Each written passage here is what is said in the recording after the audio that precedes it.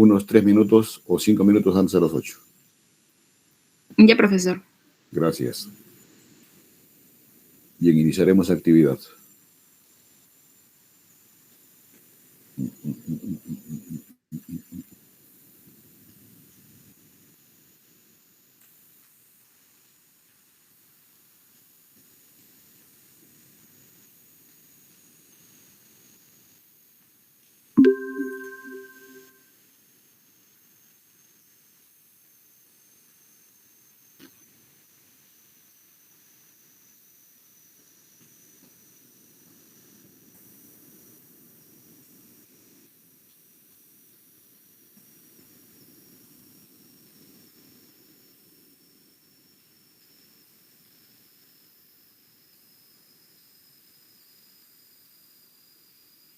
¿Tiene acceso a la pantalla, jóvenes? Sí, doctor. Bien. Iniciamos el estudio del esqueleto del miembro inferior. Y hablaremos en la mañana de hoy de los huesos coxales, fémur y las articulaciones presentes a este nivel. Y ahí tienen ustedes, chicos, los huesos conformantes del miembro inferior. Haciendo una similitud con miembro superior, Erika, se llama la región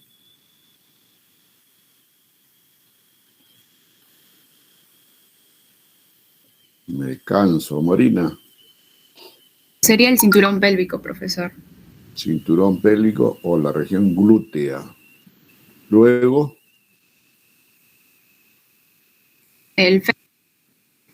la región del muslo, pierna y pie, jóvenes. Por eso les digo, haciendo una similitud. Entonces ahí tienen las 4 regiones. Entonces lo que vamos a revisar en la mañana de hoy es la primera región glútea, donde están los 2 huesos coxales, y la segunda, donde está el único hueso, igualmente a similitud con el miembro superior, un solo hueso en el brazo, que es el húmero, y aquí el fémur. Hay articulaciones, o primero antes, estructuras óseas que complementan la conformación de la pelvis o el cinturón pélvico, sí. Esta última porción de la columna vertebral, que es la región sacrocoxígea.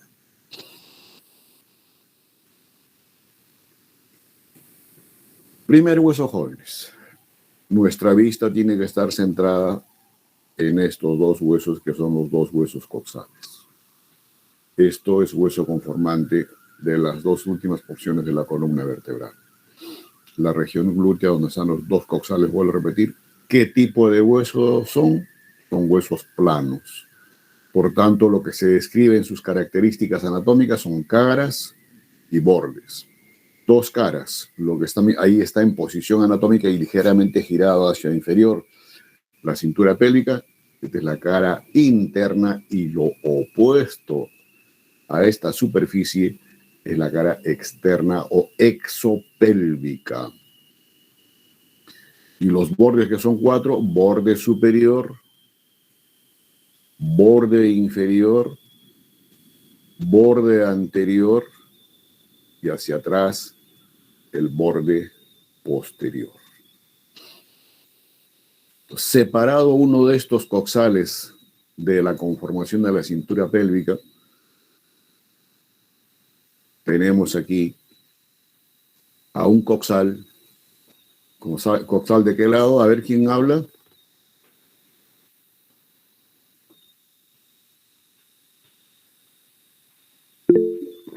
Te escucho. Derecho, cara exopélvica o externa o lateral. ¿No es cierto? Entonces, y aquí inclusive en el esquema está representado las 3 piezas conformantes del coxal, la región ilíaca, púbica e isquiática. Lo diferencian así para entender algunos detalles anatómicos que son propios en la descripción, pero recuerden que es un solo hueso. Entonces, Para que nos ubiquemos mejor, esta es la cara exopélica del coxal derecho, por tanto este es el borde superior, inferior, borde anterior y el borde posterior. La estructura que destaca nítidamente en esta cara es en esta región, donde prácticamente hay la fusión de las tres piezas óseas del coxal, y esto se llama el acetabulum o cavidad cotiloidea. Y dicho sea de paso, es una de las superficies articulares para conformar la articulación coxofemoral. Eso lo revisaremos después. Vayamos a los detalles anatómicos. Vamos a ir de superior a inferior. Por encima del acetábulo o cavidad cotiloidea, ¿qué tenemos? Prácticamente todos estos detalles en la porción ilíaca del hueso, que tenemos tres líneas. Línea glútea anterior, la media y la posterior. Con diferente posición, una es ligeramente oblicua, esta marcadamente oblicua y esta de disposición vertical, la más posterior. Y entre ambas se forman como una especie de fosas glúteas. Y si se llama así es para dar inserción a los músculos glúteos que hay en esta región, menor, mediano y mayor. Entonces, a esto algunos autores le dan la descripción de la fosa ilíaca externa, en compensación, entre comillas, a lo interno, que es esto sí es una verdadera fosa ilíaca interna, pero esto no. Pero, como vuelvo a repetir, hay quienes le dan esa denominación. Entonces, estos son los detalles en esta región. En la misma cara externa, esta superficie o detalle anatómico, cavidad cotiloidea, que es una cavidad excavada, labrada, como dirigiéndose a la cara medial de este hueso y enmarcado por esto, jóvenes, un relieve óseo que se llama la ceja cotiloidea o margen cotiloideo o el margen del acetábulo. Entonces, esto que ven aquí como una semiluna, que es más superficial, digamos, en la conformación del hueso, es la verdadera superficie articular. Y si decimos que es la verdadera, porque esta es la que está recubierta de cartílago hialino. Y en el fondo ven otra semiesfera de menor diámetro. Eso, jóvenes, no constituye superficie articular y por tanto no tiene recubierta de cartílago hialino. Y además, ¿qué, jóvenes? Ustedes están viendo que en la región anteroinferior de este rodete, perdón, de esta ceja acetabular es incompleta, como que es interrumpida. Sí, porque acá hay la fusión de estas dos porciones óseas, pubis e isquion. Y estos bordes están separados cuando se habla de estructura ósea pura. Pero cuando ya viene la superposición de tejido blando, esto se transforma en un canal. Ya esto que no constituye superficie articular se le llama también el trasfondo de la cavidad acetabular. Y así como hay esta escotadura pronunciada aquí, hay otras escotaduras menores que ya son cerrados por la presencia de fibrocartílago en la unión del ilion con el pubis y del ilion con el isquio. Entonces ahí tienen, jóvenes, los detalles anatómicos de la cara lateral o externa o exopélvica. Vayamos ahora a la otra cara opuesta, que es la cara endopélvica. Doctor, disculpe, ya van a ser las 8. Ya, gracias, Marina. Un ratito, por favor, chicos.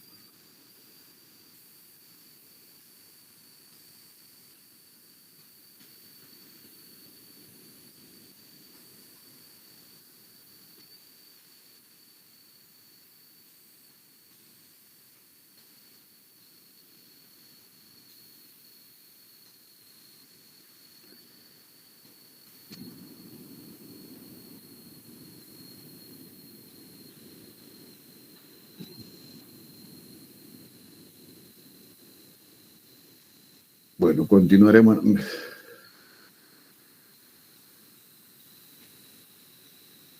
¿Me escuchan? Sí, profesor. Sí, doctor. Un minuto, por favor, chicos, ¿sí?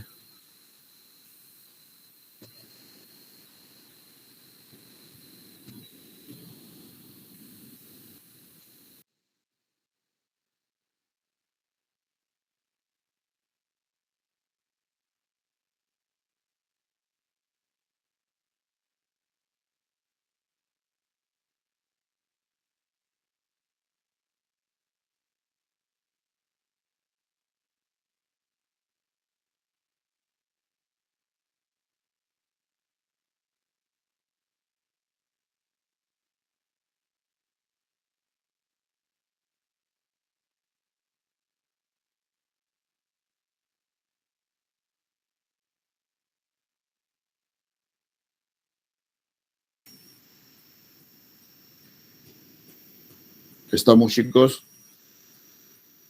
Sí, profesor. Bien. Ahora vayamos a la cara interna o endopélvica. Y la razón por la cual recibe esta denominación, porque es la que realmente va a constituir las paredes de estos jóvenes. ¿Cómo se llama todo esto cuando ya tenemos todo nuestro organismo articulado, recubierto de tejido blando, esto con las vísceras incluidas? A ver quién responde.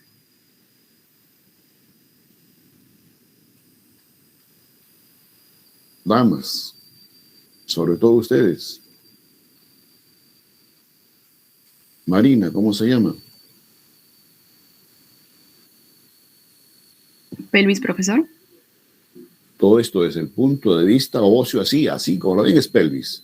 Pero si les digo, ya está recubierto de tejido blando, incluyendo vísceras.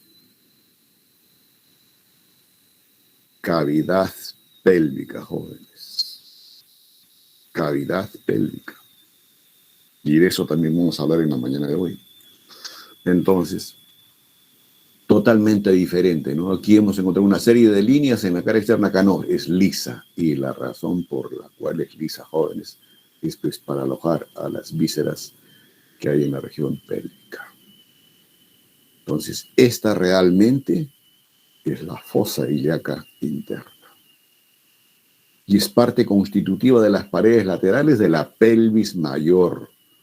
Y esto se ve así, como hueso puro, pero después está recubierto de una fascia y de un músculo. Y el músculo que va a ocupar esta zona para darle más, digamos, estructura especial para alojar a las vísceras es el músculo ilíaco. ¿Estamos? Ahora, como delimitando, digamos, esta fosa ilíaca interna en la cara interna del coxal, hacia inferior, ¿qué encontramos? Un relieve óseo que recibe la denominación de línea innominada o línea arcuata. Inclusive esto después cuando se habla de la pelvis en su conjunto es parte constitutiva como detalle anatómico, reparo anatómico para hablar de la división siguiente. Por encima de esta línea innominada o línea arcuata, la pelvis mayor y por debajo de esta la pelvis menor o el estrecho inferior de la pelvis que también recibe esta denominación, esta línea arcuata con otros detalles óseos anatómicos. En la zona donde termina esta línea arqueada encontramos parte de lo que es una elevación ósea de expensas de esta parte terminal del ilíaco y el inicio de la rama horizontal del hueso pubis, que es la eminencia iliopúbica. ¿Listo? En esta misma cara, jóvenes, si vamos descendiendo, ¿qué encontramos? Un agujero. Este agujero se ve como un agujero cuando no está inserto sus tejidos blandos. Se llama el agujero obturador. Y en la parte superior de este agujero, que no es en el 100% ovalado, ¿qué encontramos? Como una excavación ósea de concavidad inferior, que es el agujero obturador.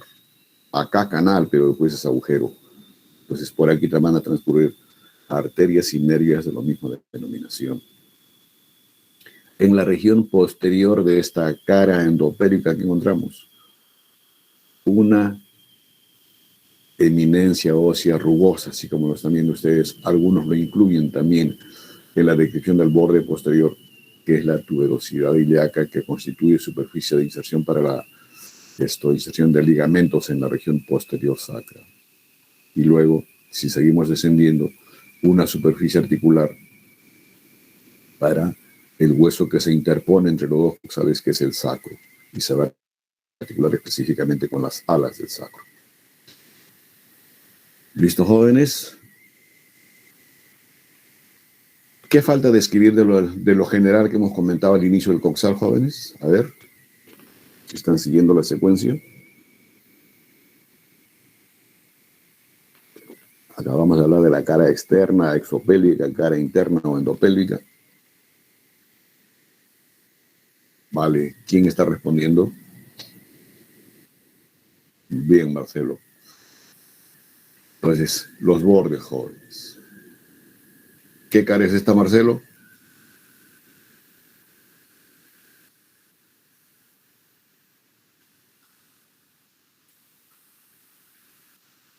Carácter. Mire usted esto. Joven, mire ahí, Marcelo. Y ahora mire, esto es igual. Cuando vean esto ustedes, chicos, sin temor a equivocarse, cara lateral externo exopélvica. Y si no ven esto, y obviamente están viendo los bordes,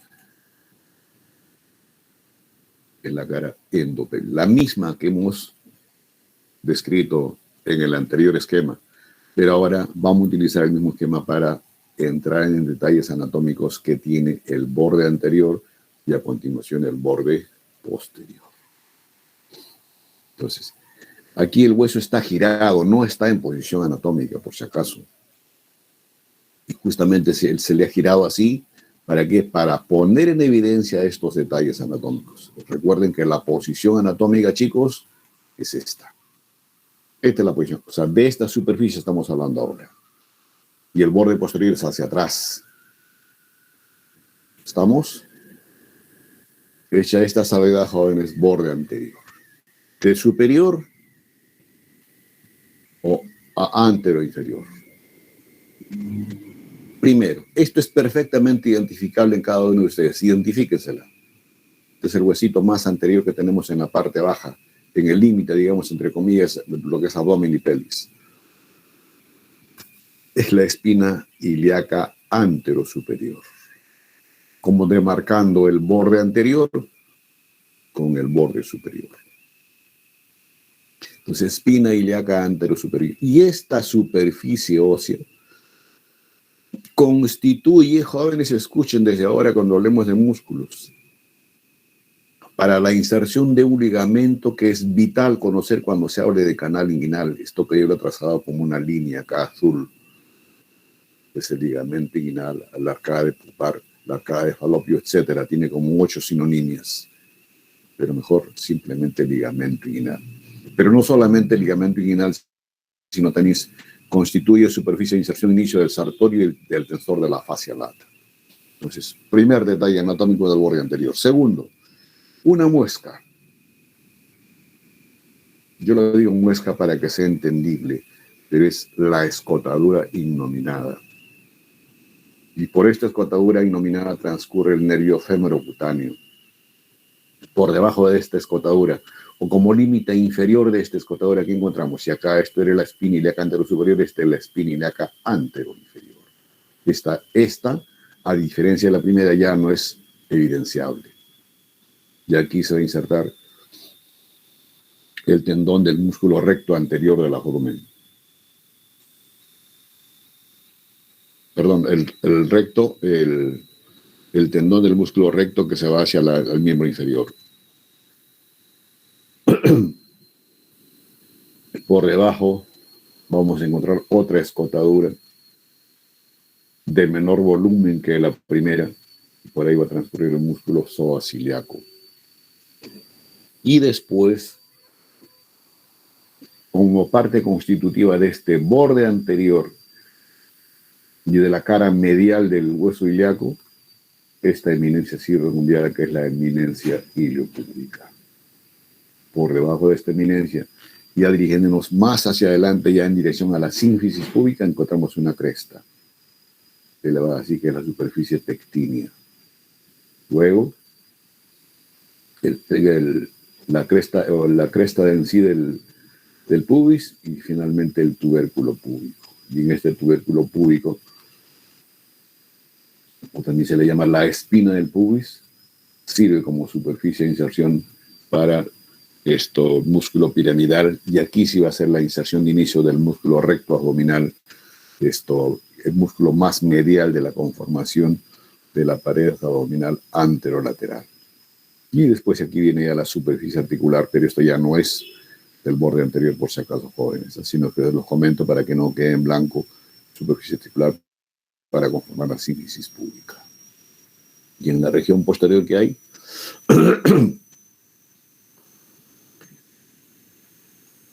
la espina, así como vamos a hablar de una espina ilíaca anterosuperior, aquí hablamos de una espina ilíaca posterosuperior, igualmente para la inserción de ligamentos y músculos, de una espina ilíaca posterior, perdón. Después está la escotadura ciática mayor, por donde van a transcurrir el músculo piramidal, músculo importante para hablar del plexo sacro. Van a transcurrir las venas y nervios glúteos superiores, venas y nervios del pudendo interno, nervio isquiático y el nervio pudendo interno, por esta escotadura, jóvenes. Y aquí va a estar como remarcando el primer músculo que les dije, el músculo piramidal, para conformar este agujero ciático mayor. Luego, como cerrando, digamos, esta escotadura ciática mayor, la espina isquiática, y por debajo de la espina isquiática, la escotadura ciática menor. Acá faltan ligamentos que después vamos a ver y que van a conformar el agujero ciático mayor y el agujero ciático menor. Y en esta espina isquiática se va a insertar el ligamento sacrociático menor, el músculo elevador del ano y los géminos superiores. Estos dos últimos músculos son músculos conformantes del piso pélvico. Ya eso se va a revisar en el siguiente capítulo o unidad de Anatomía 1. Luego está el cuerpo del isquion y la tuberosidad isquiática, que es la parte más inferior de este borde posterior. Y después, ¿qué falta, jóvenes? El borde superior y el borde inferior. ¿Qué características tienen esto? Jóvenes, esto no es así como lo ven ustedes rectilíneo, más o menos tiene una conformación de una S itálica, es gruesa en su parte media, tiene un extremo anterior y un extremo posterior, tiene dos labios o tablas óseas, acordémonos que es un hueso plano, por tanto se habla de una tabla ósea interna y la tabla ósea externa, y separados marcadamente por tejido esponjoso. Por eso se escribe que tiene dos labios, interno y externo, como les dije, y va a constituir superficie de inserción de ¿quiénes? De los músculos anchos de la pared abdominal, donde está el oblicuo mayor, el oblicuo menor y el transverso. Esas son las características que tiene el borde superior. Mientras que en el borde inferior está la rama descendente del pubis y la rama ascendente del isquiático.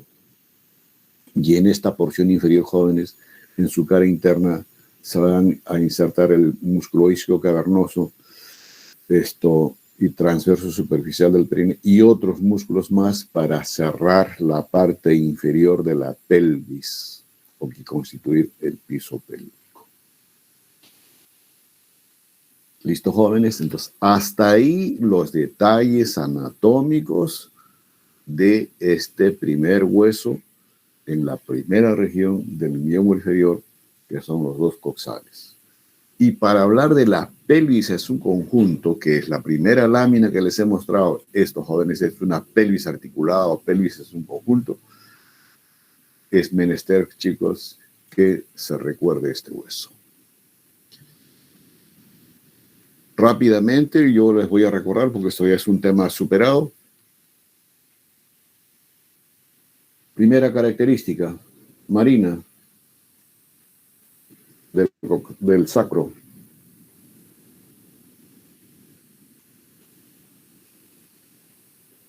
¿Están fusionadas las vértebras? Fusionado, ¿qué más? Otro, La parte voluntario. interna es lisa. Ay, Perdón. Sigue, Marinda, te escucho. la parte interna es lisa y la externa sería, bueno, la parte Se llama anterior cara lisa y la anterior cara anterior. y cara posterior, o endopélvica y lo que no se ve, exopélvica. ¿Qué más? Cara anterior cóncava. Concavidad anterior. ¿Quién habló? Dayana. Crispín. Córdoba. Perdón, disculpa, Dayana, disculpa.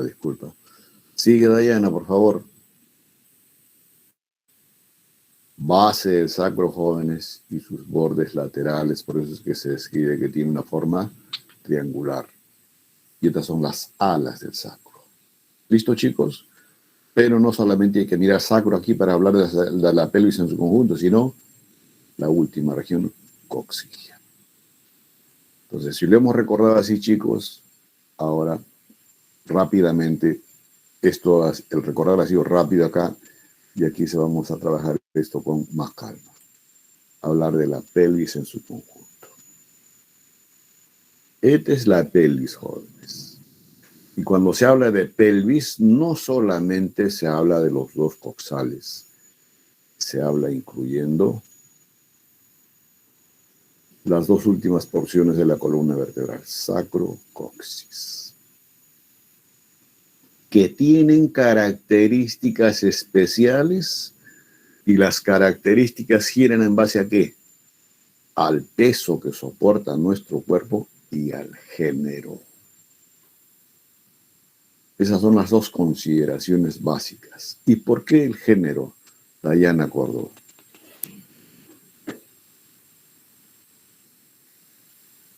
Por el hecho de el canal del parto. Muy bien, hija. Sí, jóvenes. Esto es importante, o lo revisamos así con calma, porque de esto ustedes van a hablar en su curso clínico de obstetricia, lo que es el canal del parto. Y canal del parto fundamentalmente de este estrecho superior hacia abajo, porque aquí no hay problema, jóvenes, en la pelvis mayor. Y además, eso que acaba de comentar vuestra compañera del canal del parto, que es esta región, jóvenes, es diferente en el género, no solamente por eso. En el varón, estas dos pelvis como que estuviesen más pegadas, son más verticales, mientras que en la mujer más abierta, más ensanchada. Por eso es que van a disculpar la expresión, por eso se dice que las damas generalmente son más caderonas en comparación con el varón. La razón es esta, muchachos. La disposición de los huesos coxales. La razón otra la acaba de comentar esto Dayana. Entonces, esta pelvis en su conjunto, jóvenes, tiene una superficie superior, esta que estoy señalando acá y que está representada en uno fundamentalmente, o que le consideran también la base de la pelvis. Tiene una superficie externa, esa que hemos revisado como cara exopélvica, y tiene una región anterior. Y obvio, hacia atrás también tiene una región posterior y regiones laterales. La región posterior, para lo que es la superficie endopélvica en sí, es esta la concavidad anterior que tiene el sacrocoxis. ¿No es cierto? Y el límite anterior aparentemente sería el borde superior de la sínfisis púbica. Pero desde el punto de vista obstétrico, la que revista importancia es la cara posterior de esta sínfisis púbica. Y en las regiones laterales que encontramos, obviamente, la cara interna de esta superficie cotiloidea y la cara interna de este mismo agujero ya recubierto por la membrana obturatriz, y esta es la rama descendente del pubis y la rama ascendente del isquion, y obviamente la tuberosidad isquiática, pero en su superficie endopélvica. Entonces, comentado así lo que es pelvis en general, se habla y se describe en esta pelvis en general, jóvenes, una pelvis mayor y una pelvis menor. ¿Quién constituye el límite superior de la pelvis mayor? Los bordes superiores de los dos coxales, base del sacro y el tejido blando de esa región. Y el límite inferior lo constituye, parece un trabalenguas, jóvenes, el estrecho superior de la pelvis. ¿Y quiénes constituyen el estrecho o los parámetros para hablar de estrecho superior? Esto que revisamos y que le puse énfasis yo en la descripción de la columna vertebral. ¿Cómo se llama esta región elevada? Chicos, ¿saben quién lo recuerda?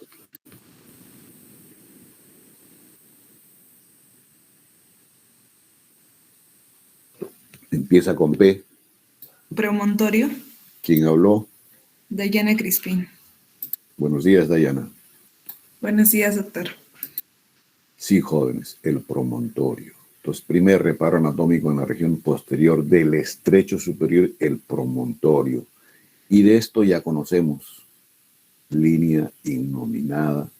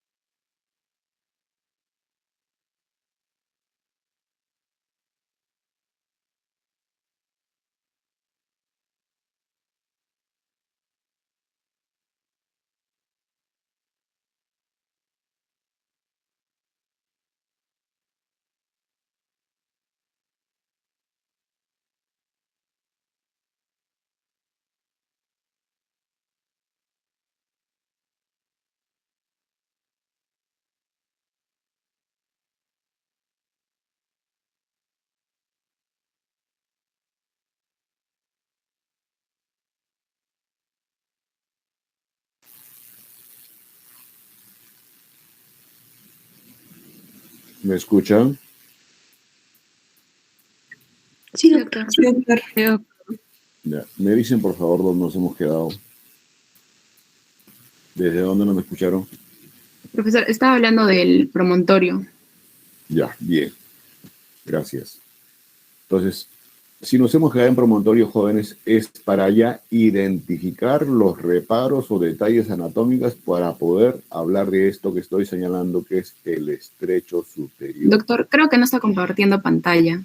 Me canso, mujer. Un rato.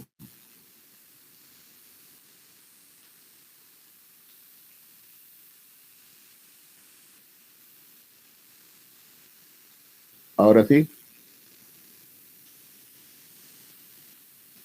Jóvenes, Aún no, doctor. nos está jugando una mala pasada. Dame un ratito, por favor, chicos.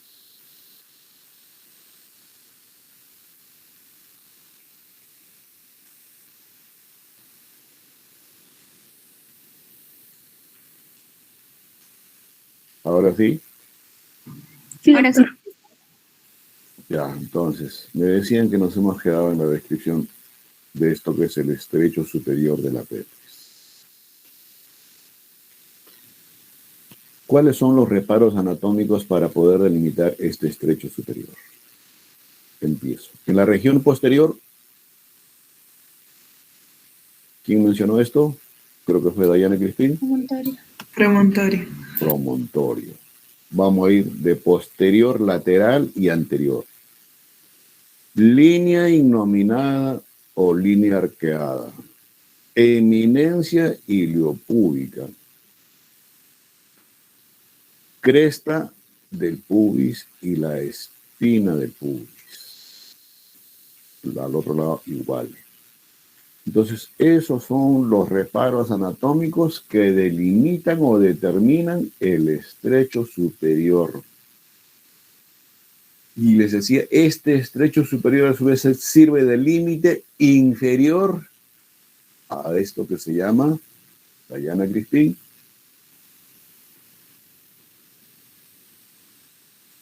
me canso, Fosa ilíaca. pelvis mayor. Te dije, lo que está en uno, al otro lado igual es pelvis mayor. Y a su vez, este estrecho superior de la pelvis constituye el límite superior de la otra porción de la pelvis que está hacia abajo, que se llama... Pelvis menor o verdadera. Vale, ¿quién habló? Camila Castro, doctor. Camila, muy bien, Camila. Pelvis menor o pelvis verdadera. Y obviamente que esta pelvis menor o verdadera tiene otro límite inferior que después lo vamos a comentar. Desde el punto de vista obstétrico o el canal del parto, ¿qué es lo que interesa? ¿La pelvis mayor o la pelvis menor? Camila. Una pelvis menor, doctor. La pelvis menor, jóvenes. Lo que interesa sobremanera es esto, el estrecho, este estrecho superior. Por eso es que los estoy remarcando así. ¿Listo, jóvenes? Entonces ya tienen el límite superior de la pelvis menor y falta por revisar los límites del estrecho inferior. Ahora, ¿cómo se determinan las medidas de esto? Entonces ahí se habla de los diferentes diámetros del estrecho superior de la pelvis.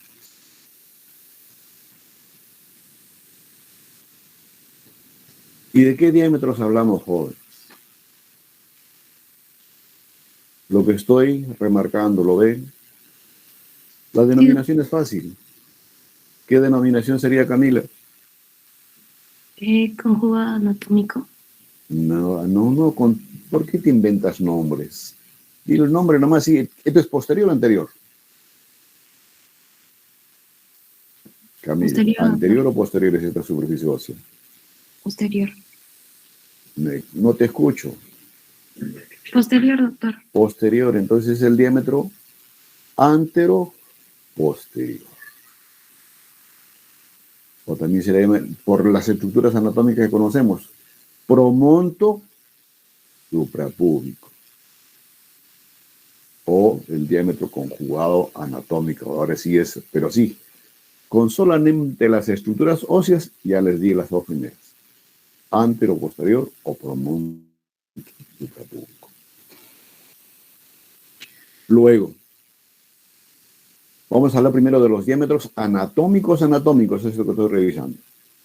Otro diámetro anatómico es el diámetro transverso, que va de la unión de los 2/3 anteriores del estrecho superior de la pelvis con el tercio posterior, diámetro transverso. Y el trazado obviamente es de una superficie de esa que les comenté hacia el otro lado. Y después está el diámetro oblicuo, bien izquierdo o bien derecho. ¿Que va de dónde? Desde la espina ciática hacia la superficie de la articulación sacroiliaca. Esos son diámetros anatómicos. Y estos diámetros anatómicos puros, tienen medidas. El primero que hemos comentado, que es el promonto suprapúbico, promedio es 11 centímetros. El diámetro transverso mide promedio 13.5 centímetros. El diámetro oblicuo, se evidencia izquierdo o derecho, promedio 12.5 centímetros. Ahora, pero estos son diámetros anatómicos puros. Entonces, como que no son muy útiles, aplicables para esto del canal del parto, ni que también los llaman los diámetros obstétricos. Entonces, y el diámetro obstétrico, para verdaderamente hablar de compatibilidad o no del estrecho superior de la pelvis con la cabeza fetal, viene estos diámetros obstétricos que ahora les comento. Esto que es el antero posterior se habla de un promonto mínimo de este nivel, o conjugado verdadero. ¿Y el conjugado verdadero de dónde a dónde va? Desde el promontorio hasta la cara posterior de la región superior del pubis, que en promedio mide 10.5 centímetros. Pero aún, bien, es la cara posterior del pubis, pero aún esto no es verdaderamente anatómico. Y el que verdaderamente permite determinar un diámetro obstétrico, esto es el promonto subpúbico hasta la región inferior y posterior de ¿quién? De la sínfisis púbica. Por eso se dice diámetro promonto subpúbico, en la cara posterior de esta superficie. Y ese diámetro, jóvenes, mide 12 centímetros. El diámetro transverso. Ya no se utiliza la longitud de lo que es el estrecho superior o la línea arqueada, sino se utiliza de la longitud que tiene este diámetro promonto subpúbico, que es el obstétrico verdadero, la unión de los 2/3 anteriores de esta línea con los 2/3 posteriores. Pues se hace un trazado de línea y eso va a constituir el diámetro transverso, que mide en promedio esto de 12 a 12.8 centímetros. Y el último de los diámetros, jóvenes, esto es prácticamente el mismo. Entonces, los que verdaderamente interesan desde el punto de vista obstétrico es el promonto subpúbico y del diámetro transverso. Entonces, estos diámetros son los que van a permitir determinar la compatibilidad cefalopélvica, aunado con los estudios pelvimétricos que más adelante vamos a comentar. Ahora, eso a nivel del estrecho superior de la pelvis. Estamos hablando de la pelvis menor o pelvis verdadera.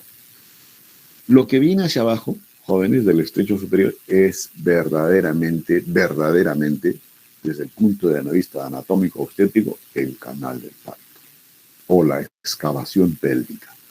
¿Y por qué? Porque ese es el tránsito que va a tener primeramente, de la presentación más común en el feto o en el mecanismo del parto, la cabeza fetal. Puede haber otro tipo de presentaciones. Entonces, por tanto, tiene este límite superior que les he comentado y tiene un límite inferior. ¿Cuáles constituyen las paredes antes de un ratito, por favor? Aló. No digas eso. No. ¿Qué pasó?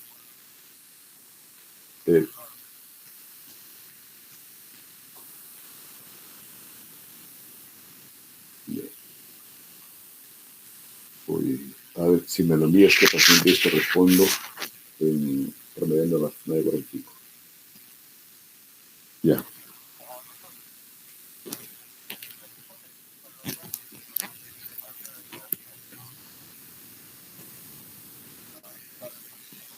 Sí, pero eso tiene que completarlo. Pues, ya, me le escribe nomás, por favor, esto. A ver. Sí, ya está, lo edito. Disculpen, chicos. Entonces, así como esto, la pelvis mayor tiene sus paredes, por ejemplo, aquí la fosa ilíaca, esto internamente y lateralmente los bordes superiores, igual esta pelvis menor tiene conformación de sus paredes. Por ejemplo, tiene una antero inferior, obviamente van a estar las superficies anteriores de los dos huesos, pubis y la rama ascendente del isquio. Altura promedio en la parte más medial o central, 4.5 centímetros en la mujer, y en el varón es 5 centímetros. Y lateralmente abarcar se constituye en parte por el cuerpo del pubis y las ramas horizontales y el mismo agujero obturador y el isquion del hueso de ese nivel.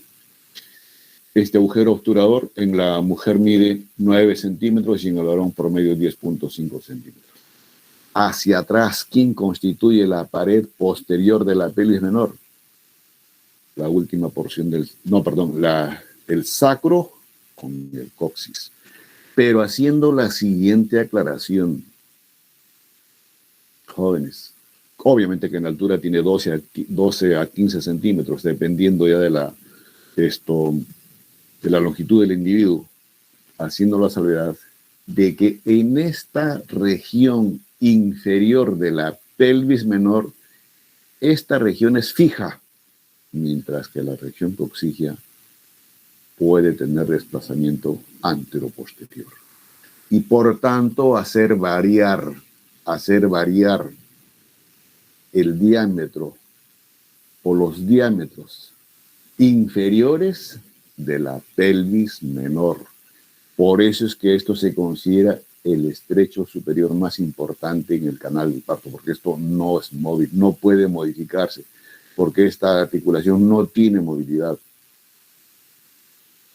La única zona móvil es acá, jóvenes, en la sínfisis pública, pero igualmente quien contribuye a este desplazamiento es la articulación o el último segmento de la columna vertebral.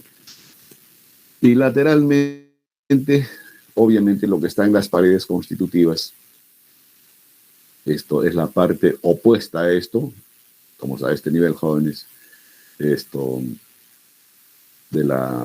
ese nivel de la pelvis menor. Entonces, esta pelvis, jóvenes, acá es como que tuviese más amplitud y después se va estrechando hacia abajo como un embudo. Esa es la configuración que tiene la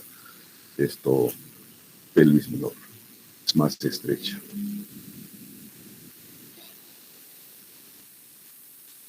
Ahora, vamos a girar esta pelvis así. Esta región la vamos a poner hacia arriba. ¿Para qué? Para poder identificar realmente qué límites tiene el estrecho o el límite inferior de la pelvis menor. El estrecho superior, ya lo hemos comentado, es esto. O el límite superior de la pelvis menor o verdadera. Ahora vamos a hablar del estrecho inferior. O sea, esto donde están las partes más inferiores de los isquion, el borde inferior de la sínfisis púbica y en sí del hueso coxigio. Entonces, todo esto se llama excavación pélvica.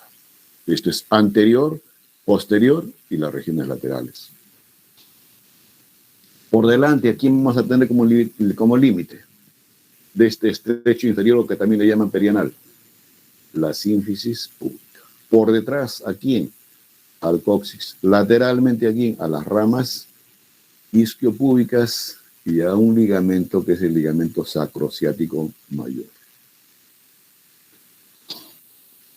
Ahora, por la presencia de este último ligamento que les acabo de comentar, jóvenes, ya no es solamente, a diferencia del estrecho superior, que solamente sus límites son óseos, aquí, jóvenes, por la presencia de estos ligamentos, se habla de un estrecho osteofibroso, y a esto inclusive se va a unar los músculos que hay aquí para conformar el piso pélvico, porque esto no es abierto cuando estamos ya con las inserciones musculares y ligamentos de esa región.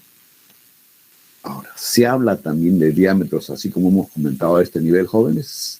Sí, se habla de diámetros.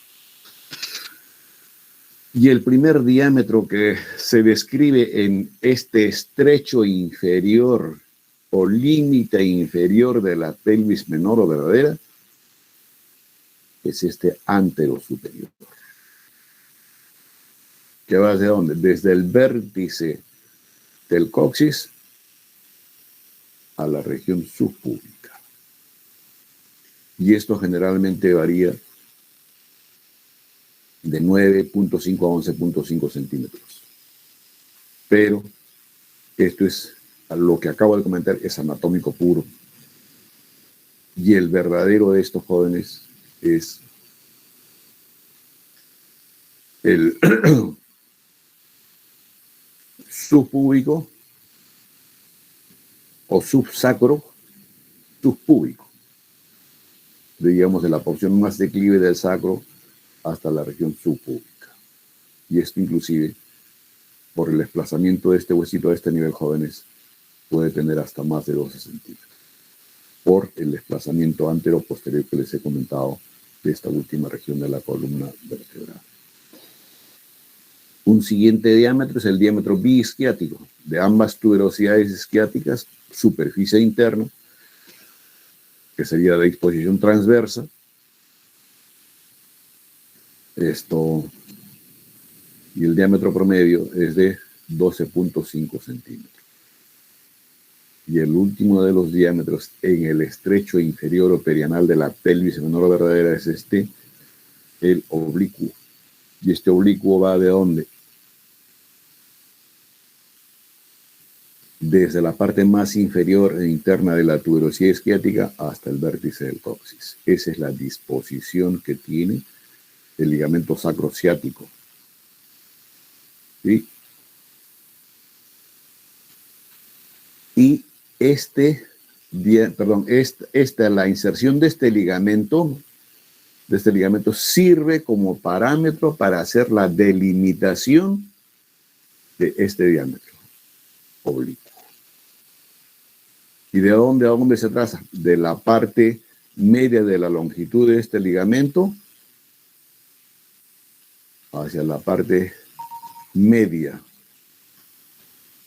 de esta porción del cuerpo del pubis, de la rama ascendente del pubis y ascendente de ambas porciones del hueso coxal.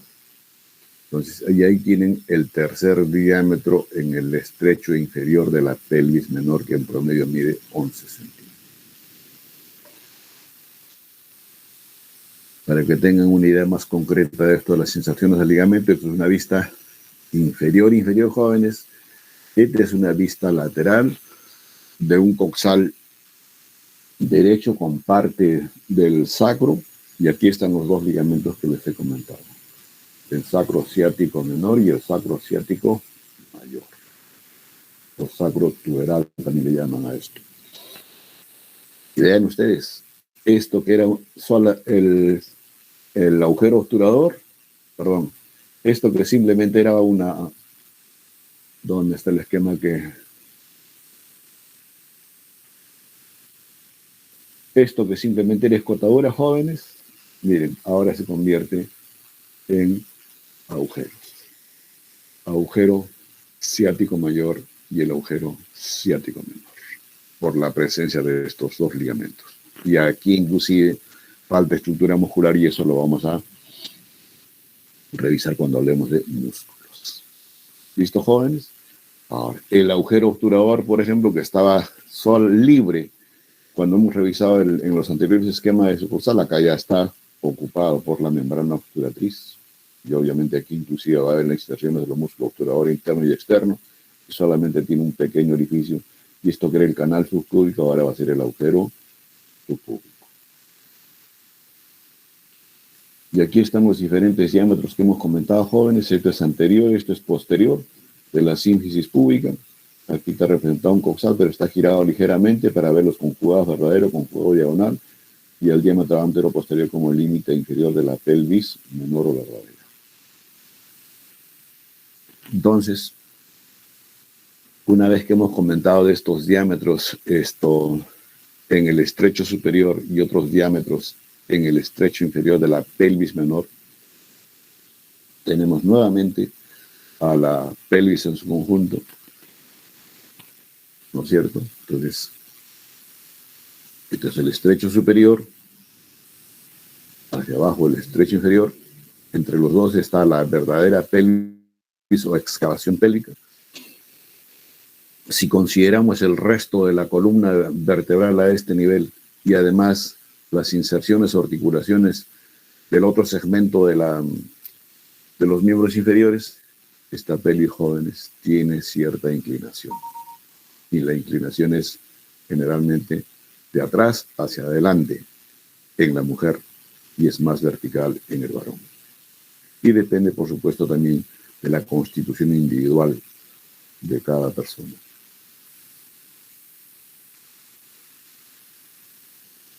Ahora, hay planos que se trazan, jóvenes,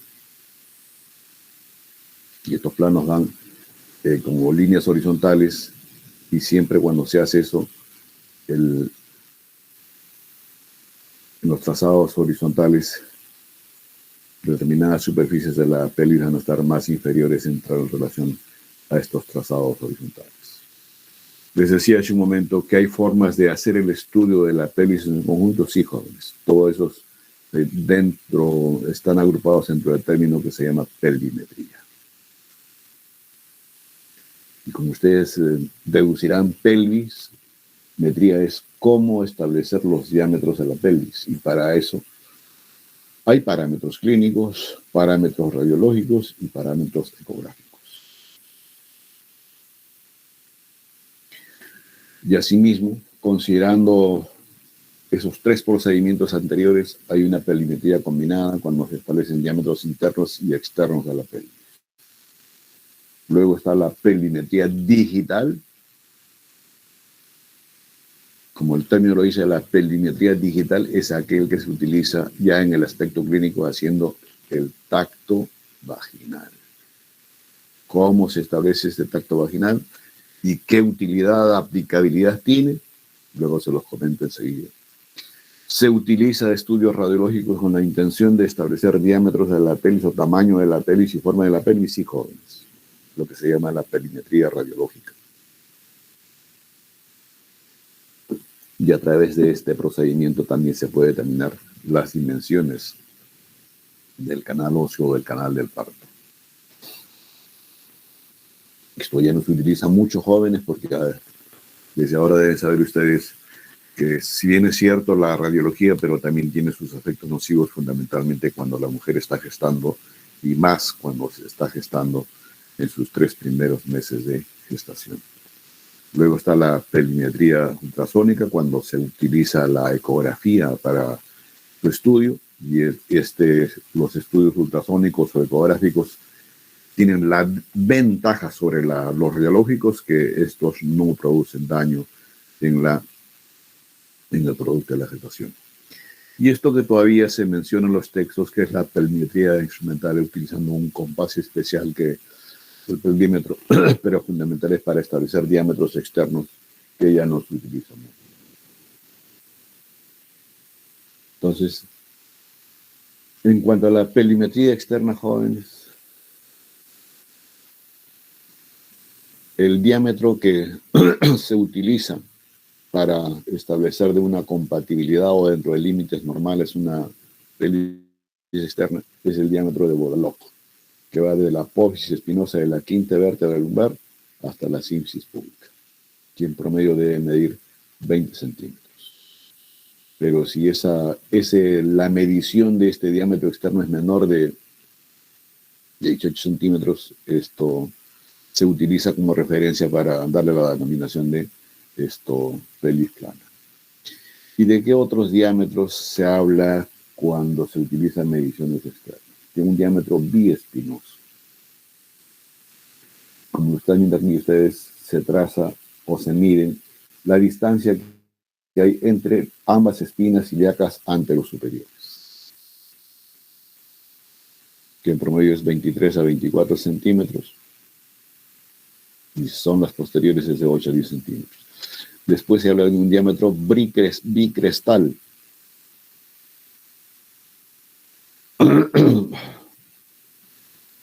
que es el diámetro entre las espinas ilíacas anteroinferiores, que el diámetro obviamente es menor de 26 a 28 centímetros, y después también se utiliza otro diámetro, que es el bitrocánter, que es considerando las superficies más externas de ambos trocánteres mayores, y a esto es detalle óseo que tiene la epífisis proximal del hueso femoral, del hueso fémur. Pues ahí están los diámetros externos a la pelvimetría externa, jóvenes. Y desde el punto de vista clínico, desde ahora deben ir sabiendo ustedes o tener nociones del mismo, es esto, jóvenes: la pelvimetría interna o pelvimetría digital. Y lo que se determina acá, jóvenes, es el diámetro, por eso es la importancia de esto en el campo clínico, el diámetro promonto subpúbico o el obstétrico verdadero. Entonces, como el término lo dice, el objetivo de este examen, que es haciendo el tacto vaginal, que consiste en el procedimiento de introduciendo a través del canal vaginal el segundo y el tercer dedo, dependiendo si es diestro o siniestro quien va a hacer el examen clínico, jóvenes, y la idea es que siempre el tercer dedo es más largo y tiene que palpar el promontorio. Entonces aquí la importancia, cuando lo remarqué, porque ustedes deben conocer quiénes conforman el promontorio, la parte más saliente que existe en la excavación pélvica. Entonces, tocan el promontorio, pero tienen que identificarlo realmente. Y después, jóvenes, con el segundo dedo de la mano opuesta, se aborda la parte inferior de la símfisis púbica y se traza como un límite a este nivel, obviamente en el segundo dedo de la mano que está haciendo el tacto vaginal. Se retira la mano y están determinando qué, jóvenes, la distancia que hay desde la parte más distal del tercer dedo hasta el límite que establecieron con este dedo. ¿Lo siento? Pero ahí no están determinando el diámetro promonto subpúbico, sino están determinando el promonto púbico, porque están considerando la superficie externa del pubis. Entonces, ¿y cómo se consigue el verdadero promonto subpúbico? A la medida que se obtiene de estos jóvenes, se le resta 1.5 centímetros en promedio. ¿Por qué? Porque ese es el grosor que tiene el pubis. Y ahí se determina de esa forma, jóvenes, el promonto subpúbico o diámetro obstétrico verdadero. Y ese es un parámetro muy fundamental, obvio, para determinar la proporción cefalopélvica, la cabeza del feto y la excavación pélvica, o si el feto va a transponer o no el canal del parto adecuadamente. ¿Listo, jóvenes? Entonces, y en cuanto a la configuración general de la pelvis, jóvenes, esta es una pelvis femenina, así, amplia, transversalmente, más declive, la región anterior, y esta es una pelvis masculina, más estrecha, más elevada y por tanto también el pubis más elevado. Este es más vertical y este es más horizontal. Y si hablamos de pelvis jóvenes, ya hay factores que influyen en las diferencias considerando el género. Por ejemplo, la pelvis, acá los detalles de una pelvis masculina y aquí los detalles de una pelvis femenina. En cuanto a la estructura general, la pelvis masculina es más gruesa y pesada y al revés en la mujer, más delgada y ligera. La pelvis mayor en el varón es más profunda, mientras que esta es más delgada, como para, digamos, facilitar el producto de la gestación. La pelvis menor es estrecha y profunda y esta es ancha y delgada, al revés que en la mujer. El estrecho superior en el varón, forma de corazón, y esto es más ovaladito y más redondeado para permitir el pasaje de la cabeza fetal. El estrecho inferior es pequeño y aquí relativamente grande en la mujer. El arco del pubis y el ángulo subpúbico, o sea, la región subpúbica, jóvenes, es estrecho en el varón y más ancho en la mujer.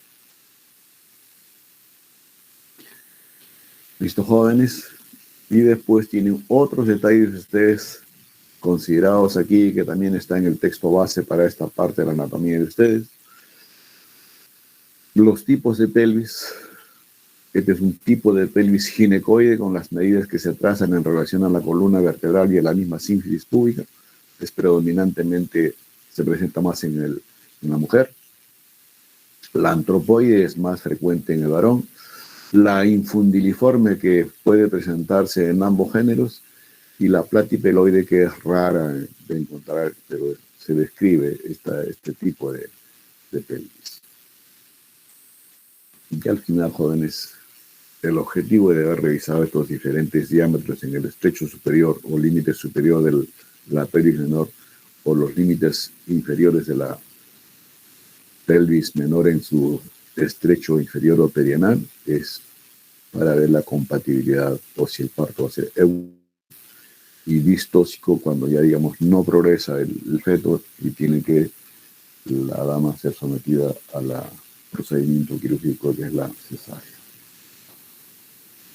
Nuevamente, para que vean ustedes acá, jóvenes, que esta es la porción más estrecha en la mujer y la porción que sí, digamos, puede dilatarse o aumentar el diámetro está en relación con el coxis, que es la porción móvil de la columna vertebral a ese nivel. Ahora hablemos de articulaciones presentes, o sea, acá, jóvenes, esto que les he presentado, aquí, jóvenes, aquí están. Primeramente hemos revisado qué tipo de hueso que constituyen los dos huesos de la primera región del miembro inferior, los coxales. Su cara endopélvica, exopélvica, borde anterior, borde posterior, superior e inferior. Luego hemos hablado de la pelvis en su conjunto, ya articulado con el sacro. Recordar acá a ustedes las características que tiene el sacro, de los diámetros que tiene fundamentalmente la pelvis menor o excavación pélvica en su límite superior y en su límite inferior. Y ahora veamos cómo es que realmente se articulan estas diferentes piezas óseas. O sea, los dos coxales, el sacro y los dos coxales en sí. Entonces, y antes de hablar de estas articulaciones en esta primera región, mencionemos qué tipos de articulaciones vamos a encontrar en el esqueleto del miembro inferior. Articulación de los dos huesos coxales o de la misma pelvis. Posteriormente con el sacro y anteriormente a través de las sínfisis púbicas de ambos coxales. Luego, hay otro tipo de articulación que pone en unión el hueso conformante del muslo, que es el fémur, con la pelvis. Y aquí estamos hablando, así como hemos hablado de una escápula humeral, que es la más importante en la región del hombro del miembro superior, está la articulación coxofemoral. esa cavidad cotiloidea en la cara externa del coxal con la cabeza del fémur. Luego, una articulación de los huesos del muslo con los huesos de la pierna. Y aquí va a estar la articulación de la rodilla, con los cóndilos femorales y los platillos tibiales, parte más superior que tiene la tibia. Luego hay articulaciones entre los mismos huesos de la pierna, así como hemos hablado de la rayo cubital proximal y distal en el miembro superior. Aquí hablamos de las peroneotibiales, tanto proximales y distales. Pero aquí, en estas peroneotibiales, no hay movimiento de pronación y supinación. La gran diferencia con la radio lunar proximal y distal del miembro superior. Luego, articulaciones de los huesos de la pierna con la primera región o con los huesos tarsianos, lo que se llama la garganta del pie o la articulación del tobillo. Y finalmente, jóvenes, en la misma estructura ósea del pie están las articulaciones intrínsecas, tan igual como hemos comentado en el miembro superior. Entonces ahí van a ver las articulaciones intermetatarsianas,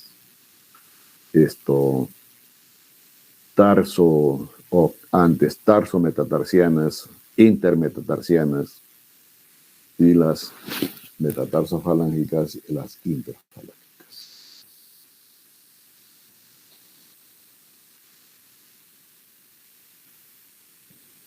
¿Qué articulaciones, jóvenes? Las identificamos, lo que ya tienen el cinturón pélvico. Posteriormente, la articulación sacroiliaca. Anteriormente, las articulaciones de la sínfisis púbica. Lateralmente, pero ya uniendo la cintura pélvica con el siguiente segmento del miembro inferior, la articulación coxofemoral. Esta definitivamente una articulación sinovial, este es, como el nombre lo dice, sínfisis, y este es una artrovia.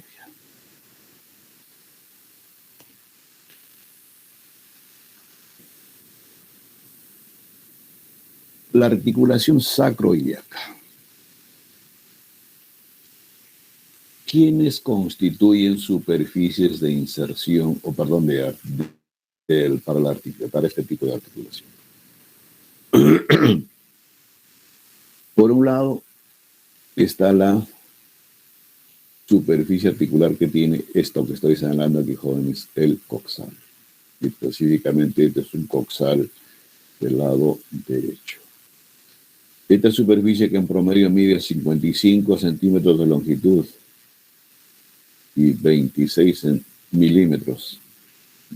Creo que dije acá centímetros, milímetros, jóvenes, y acá también 26 milímetros de ancho. Constituye la superficie articular del coxal. Se le describe como de una superficie convexa que va a encajar en esta otra superficie articular que tiene en su región lateral el sacro. Si este es convexo, este es cóncavo. Ahora, recubierta de fibrocartílago, sí, jóvenes. Y aparte de tener la recubierta de fibrocartílago, es una superficie no regular. Como si tuviese una serie de irregularidades, pero a pesar de eso hay el encajamiento respectivo entre ambas superficies. Como les vuelvo a repetir, ese tejido fibrocartilaginoso también es de distribución irregular por la misma superficie que tienen ambas, tanto el coxal como del sacro. Ahora, esta superficie articular del sacro le está ocupando qué espacio de la región lateral del sacro a nivel de los agujeros sacros S1, S2 hasta el borde superior de S3. Entonces aquí separadas ambas superficies y aquí viene la articulación ya entre los dos huesos. Y lo que se forma en la región anterior es así. Esto se ve Es como una interlínea, pero no es una interlínea articular entre estas dos superficies así recta, no, sino que tiene una forma de S itálica.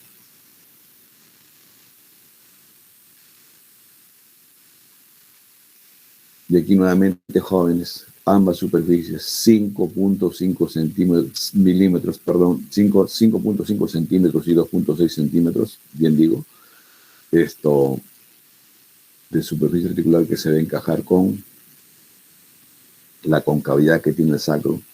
Y por la forma como encajan, jóvenes, es como si fuese una cuña de esto metida en esta concavidad que tiene el sacro. ¿Puede haber la presencia de fibrocartílago entre las dos? Hay quienes lo tienen y otros no. ¿Listo, jóvenes? ¿Tiene cápsula articular? Sí tiene cápsula, jóvenes. Dicho sea de paso, es el primer medio de unión. Y la cápsula articular, jóvenes, que es tejido fibroso, va ¿de dónde? De un borde de la superficie bien del coxal, como el otro borde del sacro. Relleno de tejido fibroso y puede haber espacio articular, como también la presencia de no haber espacio articular. ¿Hay estructura ligamentaria que refuerza esta articulación? Jóvenes, sí hay estructura ligamentaria. Y los ligamentos que refuerzan esta articulación, jóvenes, se las dividen o las agrupan en ligamentos intrínsecos y ligamentos extrínsecos. Y aquí el esquema permite ver que, jóvenes, un primer ligamento, el ligamento sacro-ilíaco anterior. Y este ligamento sacro-ilíaco anterior se caracteriza por tener fascículos anchos, como ustedes lo están viendo ahí, pero a pesar de ser anchos, son débiles, son fáciles de desgarrarse, no tienen la consistencia respectiva, tienen diferente dirección, unos son oblicuos y otros son horizontales, y las inserciones que tienen desde la base del sacro, jóvenes, ¿hacia dónde? Hacia el periósteo de la fosa ilíaca interna. Y también hacia el borde superior de la espina de la tuberosidad isquiática posterior-superior. Y también al borde superior de esta escotadura ciática mayor. Entonces, toda esta superficie de inserción es del ligamento sacro-ilíaco anterior. Y aprovechando el esquema, hay un ligamento iliolumbar y este ligamento lo consideran como un ligamento extrínseco. Y la disposición de estas fibras que constituyen este ligamento, que tiene un fascículo horizontal que va desde la cresta, que tiene el L5 hasta la tuberosidad ilíaca en la región posterior. Y pueden inclusive la porción transversa, como les vuelvo a repetir, de L5 y del vértice de la misma vértebra hacia la superficie esta de la tuberosidad ilíaca. Y el otro ligamento, es el ligamento sacrociático o sacroilíaco posterior. Obvio, ya eso en la región posterior. Y estos ligamentos tienen la particularidad de ¿qué? De ser más sólidos, pero de distribución por demás irregular. Es como si se confundiese con toda la masa aponeurótica que hay a este nivel. Como un rombo que hay una serie de ligamentos, acá inclusive ligamentos que van a constar presentes conformando o inserción posterior de los ligamentos, perdón, de los músculos anchos de la pared abdominal. Entonces tienen disposición, unos son superficiales, los que están viendo aquí, y otros están ubicados en el plano más profundo o más pegados a la superficie ósea. Entonces, los identificables, reconocibles, pero no así como si fuesen netamente estructuras individuales. Se caracterizan por tener fibras en diferente disposición, unos transversos, otros son oblicuos y otros definitivamente verticales. Entonces, estos fascículos en diferente disposición, ¿desde dónde van? Desde la cresta ilíaca posterior superior, o de la cresta ilíaca posterior inferior, hacia las tuberosidades que circundan a los agujeros sacros posteriores, como ustedes los están viendo ahí, horizontales, verticales y oblicuos. Y el profundo que no se ve acá, jóvenes, son predominantemente de disposición horizontal, por eso es que le llaman interóseos. Son cortos, pero sí tienen gran resistencia y están pegados a la misma estructura ósea de esta región. Y aquí lo tienen mejor identificados el ligamento sacro ilíaco posterior. Estos son los superficiales, de disposición horizontal, de disposición oblicua y de disposición netamente vertical, constituyendo el ligamento sacro tuberoso. Y este ligamento sacro tuberoso va desde donde, desde la tuberosidad ilíaca posterior inferior, o sea, y en parte de lo que es la fosa ilíaca externa, hasta la tuberosidad isquiática. Y esto en promedio de la longitud que tiene esto es de 8 a 10 centímetros.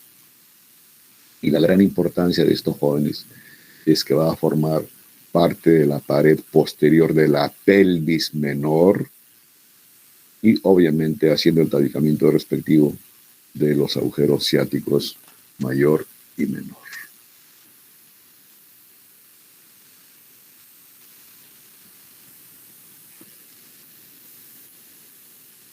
Y aquí hablamos de ligamentos sacrociáticos jóvenes que se van a complementar las paredes lateroposteriores del estrecho inferior de la pelvis verdadera o pelvis menor. El sacrociático mayor, que ya se los comenté antes, esto va a sostener al piso pélvico, inclusive al músculo obturador en esa zona, mientras que el menor tiene una disposición así horizontal desde las últimas regiones de la región sacra hacia la tuberosidad isquiática. Y esto va a estar constituyendo también parte de lo que es los ligamentos sacrociáticos posteriores o sacroiliacos posteriores de la articulación sacroiliaca. Y aquí lo tienen mejor identificados, jóvenes. Y para que tengan una idea concreta de lo que realmente pasa cuando ya tenemos el tejido blando circundante, aquí tenemos jóvenes. Aquí, esta región está ocupada por este músculo que es en este caso el obturador interno. Este espacio va a estar ocupado por el agujero ciático mayor, va a estar ocupado por el músculo piramidal, pero deja orificios por donde van a transcurrir estructuras vasculonerviosas.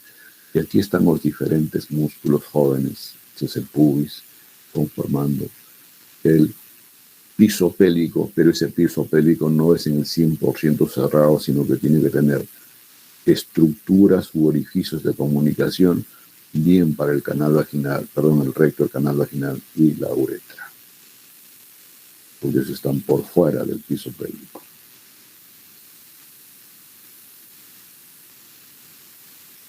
La otra articulación, jóvenes, en la pelvis en su conjunto, o en la primera región del miembro inferior de la sínfisis, una diangiobretrosis, obviamente que las superficies articulares,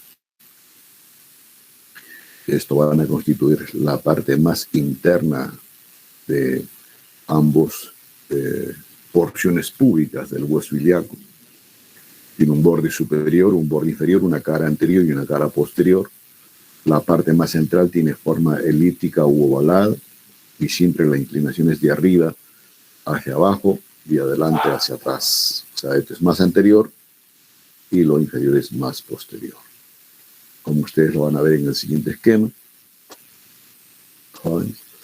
Este es lo que estamos hablando, que es la sínfisis púbica. Sus superficies son irregulares, de aspecto rugoso, recubiertas de cartílago hialino, y el espesor que recubre de cartílago es más o menos en promedio 2 milímetros.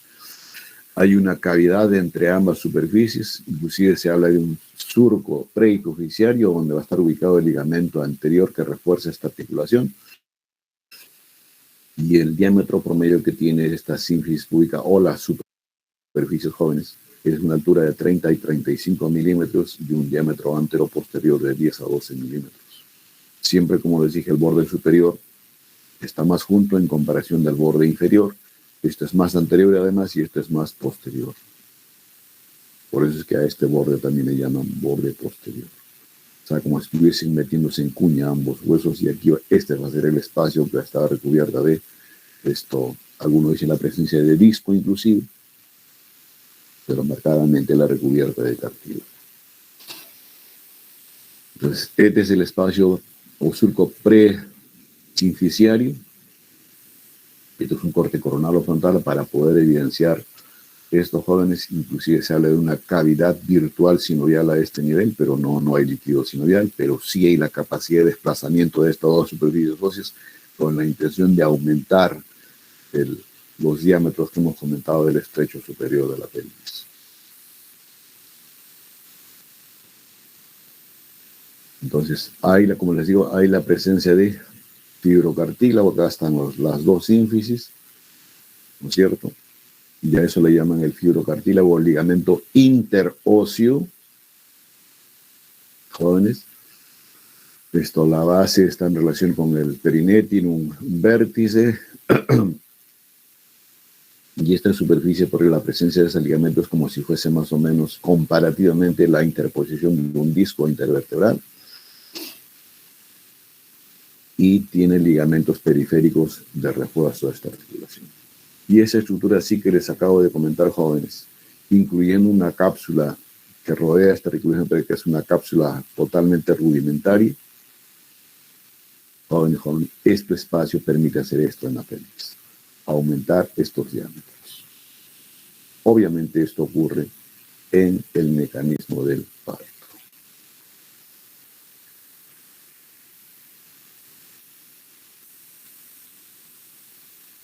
¿Tiene ligamentos que refuerzan esta articulación, jóvenes? Sí. Hay un ligamento anterior, obvio que está pegado a la piel, hacia atrás a la región endopélica, el ligamento posterior, superior e inferior.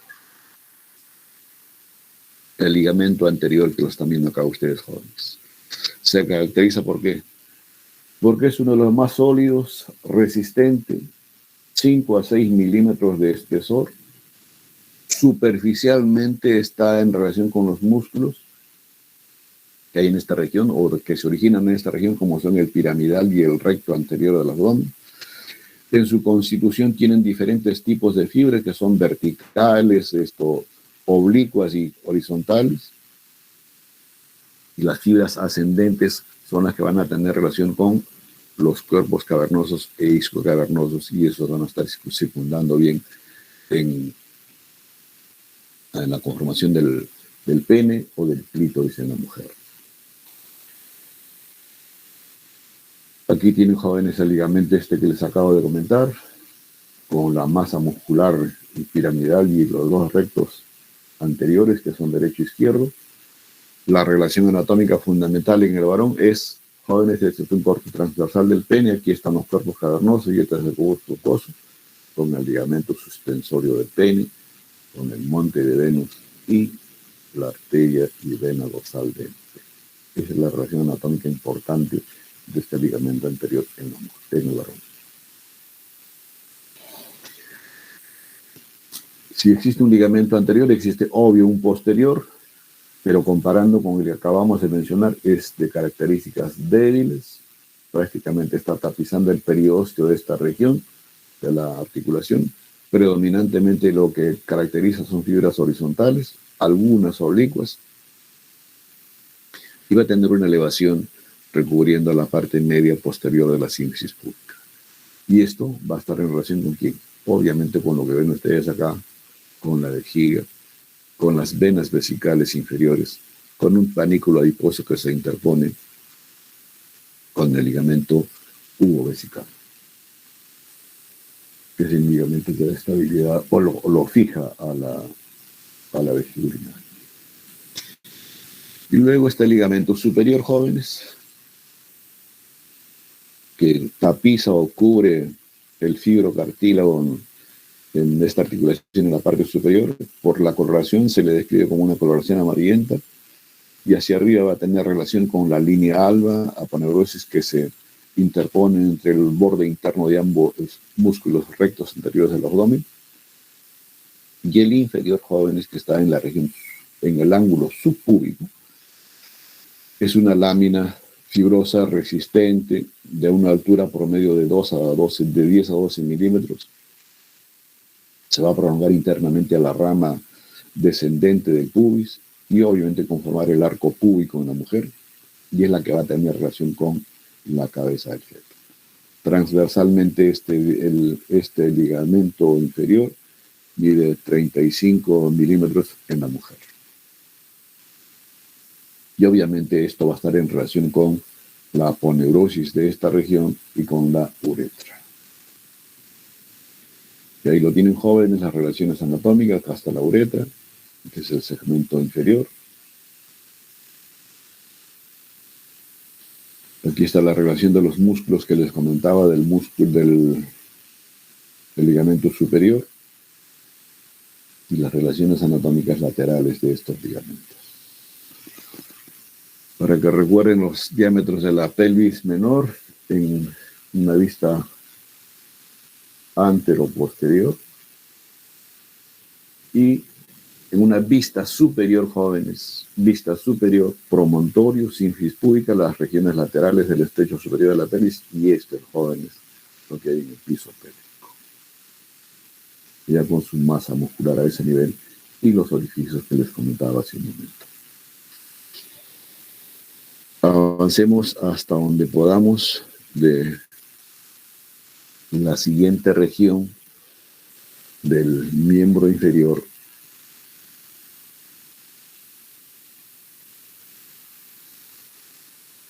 Ven pantalla, ¿cierto? Chicos. Ya, pues. Bien. De la región del muslo y de esta articulación, coxofemoral. Este es el hueso que vamos a revisar. Dos huesos pares en la segunda región del miembro inferior, asimétricos porque no son totalmente verticales, sino que se van de arriba hacia abajo y de fuera hacia adentro, con cierta oblicuidad. Y esto justamente es por el peso que soporta la articulación coxofemoral y el miembro inferior, y además la separación, o sea, va a ser más inclinado ¿en qué pelvis? ¿Masculina o femenina? Obviamente en la pelvis femenina.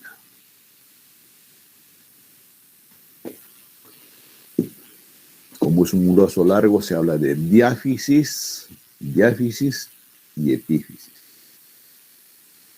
Otra característica general de estos dos huesos es que tienen una concavidad dirigida hacia atrás.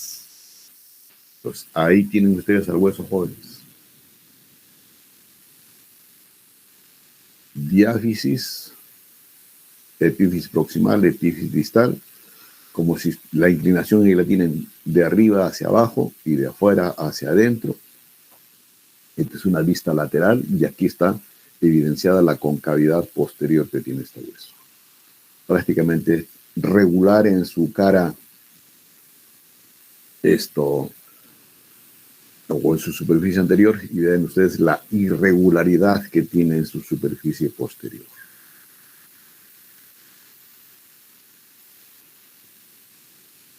Entonces, hueso largo, su diáfisis, o sea, el cuerpo se caracteriza por ser prismático, y ser prismático se habla de una cara anterior que va a estar en relación con el músculo cuádriceps, de una cara interna relacionada con el vasto interno de este músculo que les acabo de comentar, la cara externa con el vasto externo del mismo músculo. Algunos simplemente le llaman a estas dos caras últimas que he comentado, sus caras laterales. ¿Listo, jóvenes? Ahora, si hay caras en la diáfisis, obviamente hablamos de bordes. ¿Y de qué bordes hablamos? De un borde externo, interno, que prácticamente son continuaciones o no muy diferenciables entre ambos, pero sí, en la cara posterior hay un borde bien característico. Y por lo característico de especial que tiene este borde posterior, recibe la denominación de la línea áspera en este borde. ¿Y qué es lo que caracteriza a esta línea áspera? Jóvenes, acá lo tienen. Como que si tiene dos labios en la parte media de la diáfisis, labio interno o medial y labio externo lateral. Y entre ambos hay un espacio que se llama el intersticio, y en este intersticio se va a producir la inserción de los músculos aductores y de la porción corta del bíceps femoral. Y después, ¿qué pasa con esta línea áspera? Tiene diferente comportamiento, bien se dirige hacia la epífisis proximal o hacia la epífisis distal. Cuando se dirige hacia la epífisis proximal, esta línea áspera del borde posterior se trifurca. Una línea, la más identificable de todas, como dirigiéndose al trocánter mayor o tuberosidad mayor de la epífisis del húmero, que es la tuberosidad glútea o línea externa, la llaman también, y justamente para la inserción del músculo glúteo mayor, o la línea glútea. Luego está una línea que se dirige a la base de lo que es el trocánter menor, todo de superficie posterior, jóvenes, y esa línea es la línea pectínea. Y esto que yo lo trazaba en línea roja, jóvenes, es más medial al trocánter menor, le llaman la línea, por eso la línea medial de la línea áspera en relación a la epífisis proximal, es para la inserción del vasto interno del cuádriceps, y la anterior es para la inserción del músculo pectíneo. Entonces, trifurcación, línea para el cuádriceps, pectíneo y el vasto interno. Eso es lo que ocurre hacia la epífisis proximal. Y hacia la epífisis distal, ¿qué hay? Antes de hablar de cómo es el comportamiento de esta línea áspera, acá están las dos líneas, jóvenes. Bifurcación en relación al cóndilo lateral y en relación al cóndilo medial. De estas dos, la más pronunciada es la bifurcación en relación al cóndilo lateral y menos pronunciada hacia el cóndilo medial, pero en la longitud que tiene esta bifurcación hacia el cóndilo medial, existe como un borramiento de esa línea. Y ese borramiento, jóvenes, es que porque ahí va a transcurrir la arteria femoral que se viene de la región anteromedial y se va a dirigir a la región poplitea, y cuando transpone esta superficie ósea recibe la denominación de arteria poplitea. Y además, ¿qué hace esta bifurcación, jóvenes? Determina desde el punto de vista óseo la delimitación de lo que es la fosa poplitea. Y que obviamente después esta fosa poplitea se va a complementar con las inserciones musculares que vamos a ver más adelante. ¿Listo, jóvenes? Entonces, bifurcación hacia el cóndilo lateral y el cóndilo medial. Luego, ¿qué detalles tiene, jóvenes, la epífisis proximal? A grosso modo, jóvenes. Primero, cabeza del húmero, perdón, del fémur, cuello. Trocánter mayor, trocánter menor, y delimitando el cuello quirúrgico. Y aquí nuevamente ustedes están viendo en evidencia esta línea que hemos hablado de la trifurcación de la línea áspera hacia la parte superior del hueso. Ese es el borde posterior. ¿Qué características tiene la cabeza del fémur, jóvenes? Este es un fémur ¿de qué lado, jóvenes?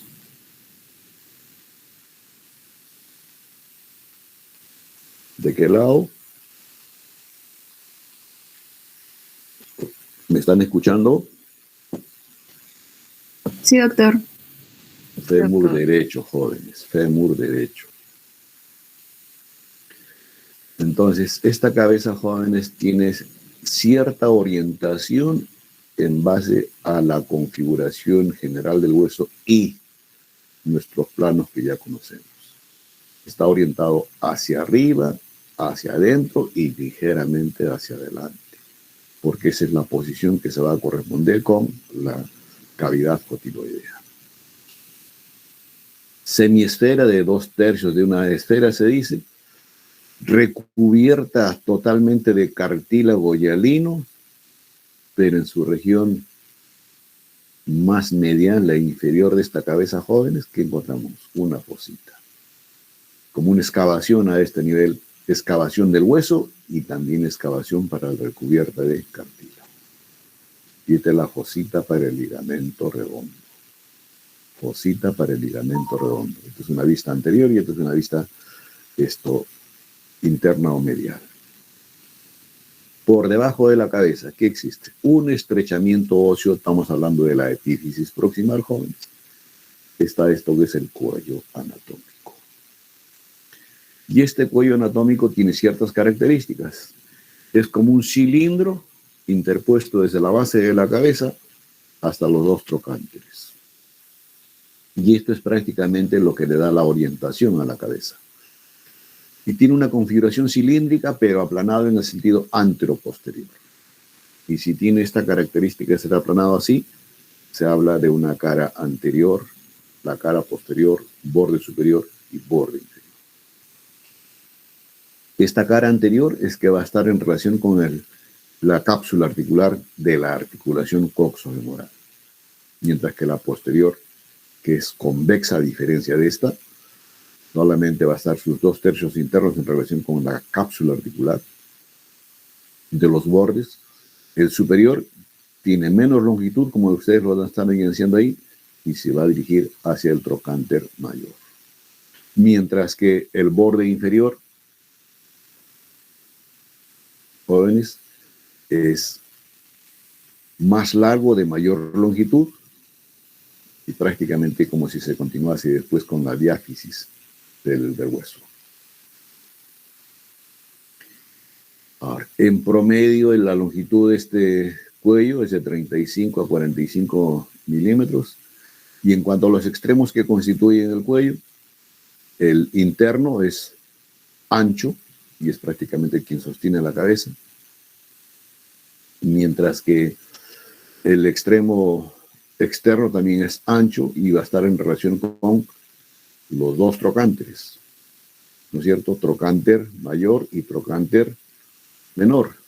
El trocánter menor es más evidenciable en la región posterior, como lo están viendo ahí, pero en la región anterior o en posición anatómica de este hueso y el trocánter menor se forma una eminencia no muy pronunciada, por eso es que se llama la línea intertrocanteria, mientras que en la región posterior, jóvenes, es más evidenciable y recibe la denominación de la cresta intertrocanteria.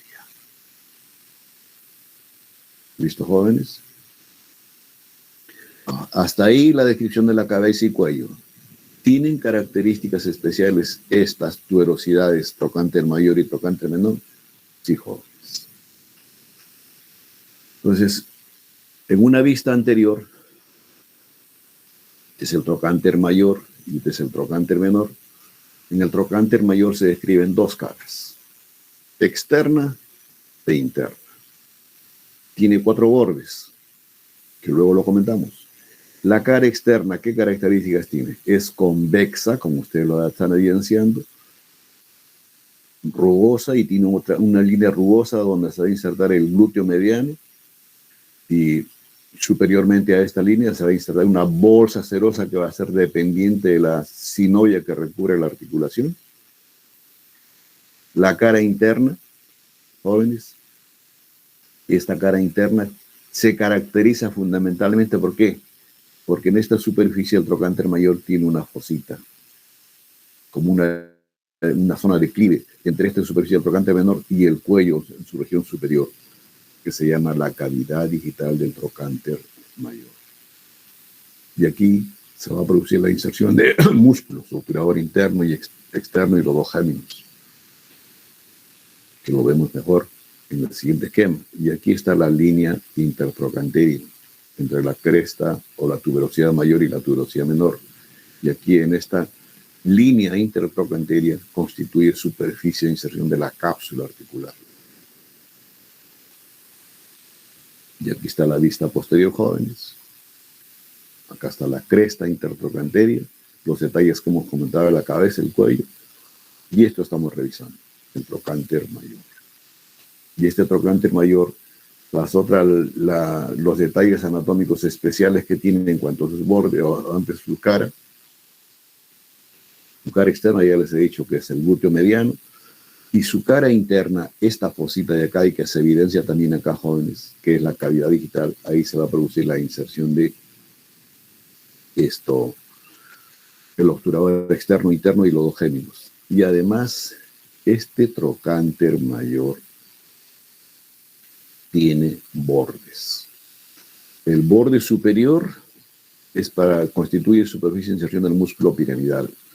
Su borde inferior, en parte, para las fibras del vasto externo. Su borde posterior, que es esto que estamos viendo acá, para el cuadrado plural. Y su borde anterior para el glúteo menor. Y en los detalles anatómicos que tiene el trocánter menor, tiene una superficie para la inserción del músculo ilofemoral o tracto ilofemoral que está en la región lateral del muslo. Y este trocánter menor, jóvenes, tiene una base y 3 líneas que están dirigidas una línea hacia el cuello, otra línea va a formar la cresta, y otra línea que aún les comenté está en relación con esa línea de trifurcación de la línea áspera. ¿Y qué pasa con la epífisis de este hueso? Es como un ensanchamiento que tiene aquí la diáfisis, jóvenes, hacia atrás. Ya les dije que es cómo es el comportamiento de la línea áspera. Entonces, este ensanchamiento es en el sentido predominantemente transverso, y además es como si el hueso estuviese dirigido de delante hacia atrás. Por eso es que es más pronunciado los cóndilos femorales, tanto el interno como el externo.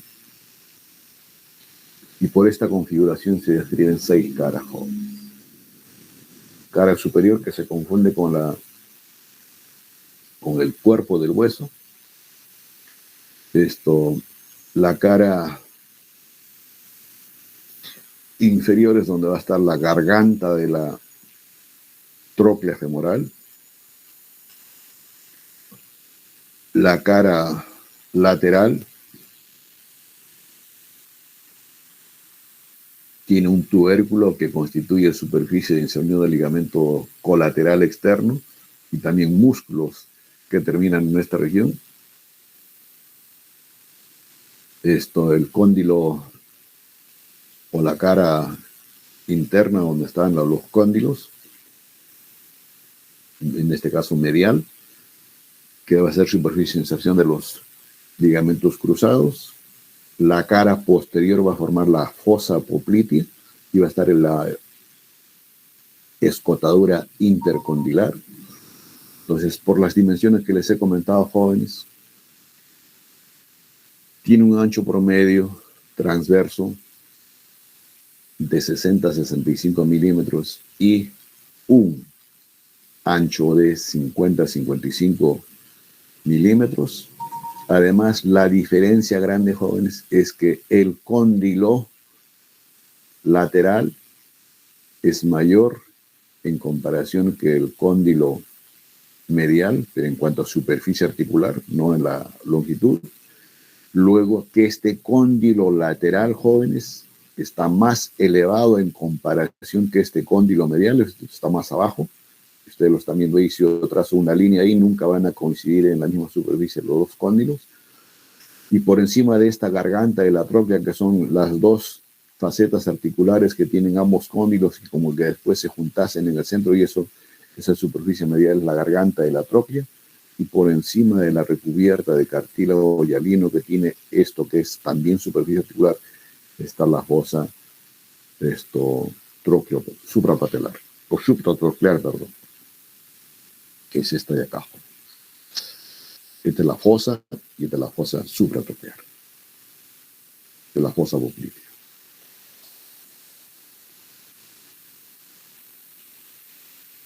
Descritas y jóvenes los detalles anatómicos en su diáfisis, en sus epífisis, de ambos huesos jóvenes. Lo que viene ahora es revisar la articulación coxofemoral. Ya el tiempo nos ha ganado, jóvenes, para no interrumpir al otro colega. Nos quedamos acá y en la siguiente actividad vamos a empezar a revisar la articulación coxofemoral y, si el tiempo nos permite, terminar de revisar el esqueleto del miembro inferior. Si tuviesen alguna pregunta, muchachos.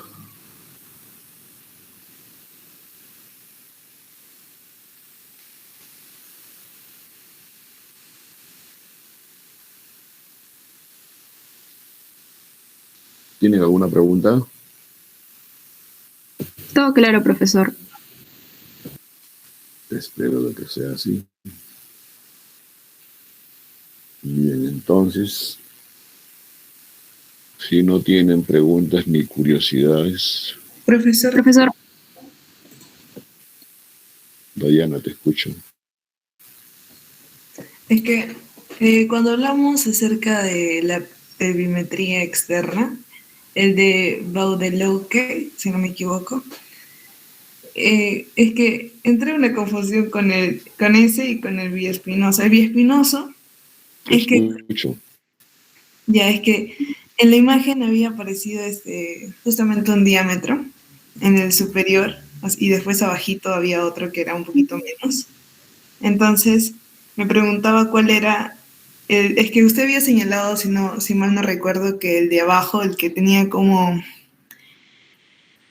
ay, debajo del primero, no sé si ahí está la imagen. Ah, no. Ya que era bicrestal y el de arribita era biespinoso.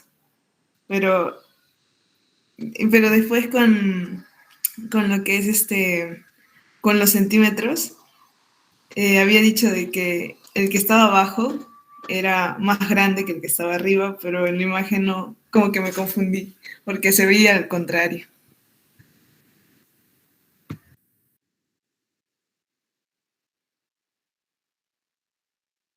Su micrófono, profesor.